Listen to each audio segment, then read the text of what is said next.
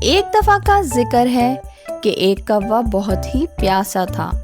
گرمیوں کے دن تھے اور سورج آگ برسا رہا تھا۔ تمام جاندار پانی کی تلاش میں مارے مارے پھر رہے تھے۔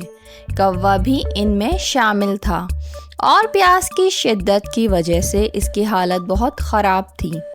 کوا اڑتا ہوا پانی کی تلاش میں نکل پڑا۔ اس نے ایک جھیل کے کنارے جا کر دیکھا مگر وہاں پانی خشک ہو چکا تھا۔ پھر وہ ایک دریا کے کنارے گیا مگر وہاں بھی اس کو پانی نہیں ملا۔ کوا بہت مایوس ہوا اور اس کی پیاس اور بڑھ گئی۔ اچانک کوے کی نظر ایک باغ پر پڑی۔ وہ فوراً باغ کی طرف اڑتا ہوا گیا۔ باغ میں پہنچ کر اس نے ایک گھڑا دیکھا جو آدھا زمین میں دبا ہوا تھا۔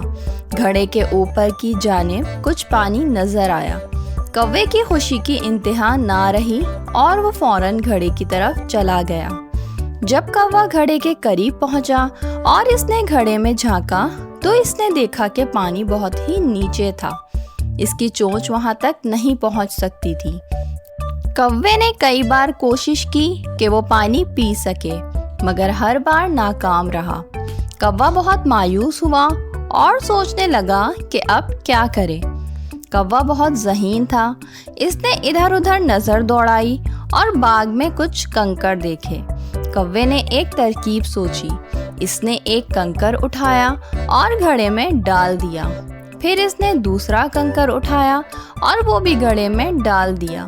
کوے نے مسلسل کنکر اٹھا کر گھڑے میں ڈالنا شروع کر دیے۔ جیسے جیسے کوا کنکر گھڑے میں ڈالتا گیا پانی اوپر آتا گیا۔ کوے کی محنت رنگ لائی اور پانی آہستہ آہستہ گھڑے کے کنارے تک پہنچ گیا۔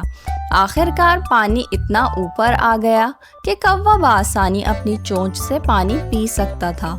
کوے نے اپنی پیاس بجھائی اور خوشی سے چہچہانے لگا۔ کوے کی اس محنت اور عقل مندی نے اس کی جان بچا لی۔ وہ بہت خوش تھا کہ اس نے اپنی مشکل کو حل کر لیا۔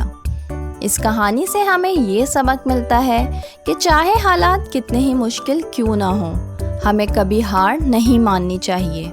مشکل حالات کو حل کرنے کے لیے ہمیں اپنی عقل اور سمجھ کا استعمال کرنا چاہیے۔ محنت اور کوشش سے ہم کسی بھی مسئلے کو حل کر سکتے ہیں۔